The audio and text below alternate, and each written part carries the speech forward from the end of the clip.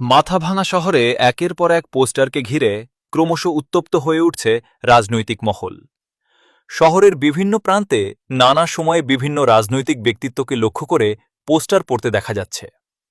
কখনো মাথাভাঙা তৃণমূল যুব সভাপতি নয়নজ্যোতি সাহা, কখনো পৌরসভার ভাইস চেয়ারম্যান বিশ্বজিৎ সাহা, আবার কখনো ৫ নম্বর ওয়ার্ডের কাউন্সিলর চন্দ্রশেখর রায় বসুনিয়াকে ঘিরে উঠছে অভিযোগের ঝড়।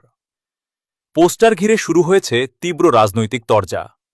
রবিবার ফের মাথাভাঙা শহরের একাধিক এলাকায় দেখা যায় নতুন পোস্টার। এবার পোস্টারের নিশানায় ৫ নম্বর ওয়ার্ডের কাউন্সিলর চন্দ্রশেখর রায় বসুনিয়া। স্থানীয় সূত্রে জানা গিয়েছে, পোস্টারগুলিতে তার বিরুদ্ধে একাধিক অভিযোগ তোলা হয়েছে। যদিও কারাই পোস্টার লাগিয়েছে বা এর নেপথ্যে কারা রয়েছে তা এখনও স্পষ্ট নয়। তবে ঘটনাকে কেন্দ্র করে রাজনৈতিক মহলে শুরু হয়েছে জোর জল্পনা। স্থানীয় বাসিন্দাদের একাংশের দাবি, সাম্প্রতিক সময়ে মাথাভাঙায় পোস্টার রাজনীতি নতুন মাত্রা পেয়েছে। বিভিন্ন রাজনৈতিক ব্যক্তিত্বকে ঘিরে ধারাবাহিকভাবে এ ধরনের পোস্টার পড়ায় সাধারণ মানুষের মধ্যেও কৌতূহল বাড়ছে।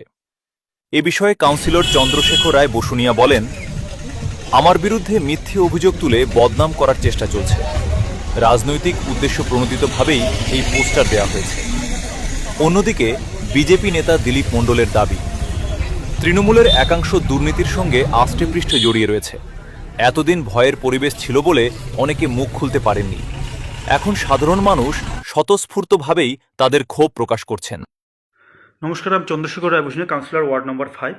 আজ সকালে বিভিন্ন জায়গায় আমার নামে পোস্টার পড়েছে বিভিন্ন এলিগেশন নিয়ে, আমার চরিত্রকে কালিমালিপ্ত করার। আমি 2022 সনে কাউন্সিলর হিসেবে নির্বাচিত হই। আপনারা জানেন 4ই মে বিধানসভা নির্বাচনের ফলাফল হয়। সেখানে বিজেপি সংখ্যাগরিষ্ঠতা আসন নিয়ে পশ্চিমবঙ্গ নতুন সরকার গঠিত হয়েছে। আমি অভিনন্দন জানাই বিজেপিকেও। মানুষের রায় মাথা পেতে নিতে হবে।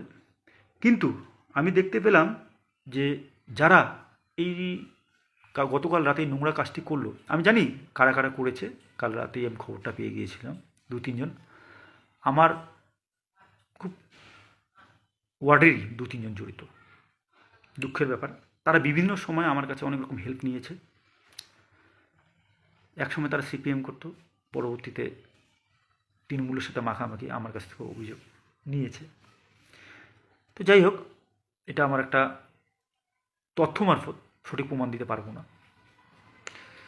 কিন্তু প্রথমেই বলছি, অভিযোগগুলো সম্পূর্ণ মিথ্যা। 2022 সনে নির্বাচিত হওয়ার পরে ওয়ার্ডে বিভিন্ন রকম ডেভেলপমেন্টের কাজ করেছি, চলছেও কিছু কাজ। কিন্তু সেখানে দুঃখের ব্যাপার যে যারা আমার বিরুদ্ধে এই অভিযোগগুলো আনলো, তাদের কি কোনো বিবেক বুদ্ধির উদয় হলো না যে তারা যদি করতেই হতো তার দিনের বেলায় করতো। আমার নামে এফআইআর করুন, যদি প্রমাণিত হয় আমি নিজে জেলে যেতে রাজি আছি। কেনই এই ধরনের পোস্টার পড়ছে? আসলে তৃণমূলের যে এই যে স্বৈরাচারী শাসন, যেটা 2011 থেকে শুরু হয়েছে, এখানে এই শাসন আমলে পৌরসভা 2015 থেকে যে শুরু হয়েছে আজ পর্যন্ত, সেই সময়টাতে তৃণমূল দুর্নীতিতে ডুবে গেছিল। আষ্টে পৃষ্ঠে তারা দুর্নীতির সাথে তারা যুক্ত হয়ে গেছিল। সেখানে হাউস ফর অল থেকে শুরু করে বিভিন্ন উন্নয়নমূলক যে কাজগুলি হতো, সেখান থেকে শুরু করে সমস্ত কিছুতে এরা দুর্নীতি করত। মানুষ, মাথাভাঙা পৌরসভার মানুষ বুঝে গেছে যে তৃণমূল একটা দুর্নীতিগ্রস্ত দল। সাধারণ মানুষই এরা করছে, এরা স্বতঃস্ফূর্তভাবে এরা দুর্নীতির বিরুদ্ধে আজকে জনমত গঠন করেছে এবং ভারতের জনতা পার্টিকে পশ্চিমবঙ্গে ক্ষমতায় নিয়ে এসেছে এবং মাথাভাঙা পৌরসভায় বিপুল ভোটে এই দুর্নীতির বিরুদ্ধে মানুষ ভোট দিয়েছে। সুতরাং সাধারণ মানুষ স্বতঃস্ফূর্তভাবে তৃণমূলের বিরুদ্ধে এই পোস্টারগুলি লাগিয়েছে। আপনার নাম কি? দিলীপ কুমার মণ্ডল, ভারতের জনতা পার্টি, কুচবিহার জেলার এক্সিকিউটিভ মেম্বার।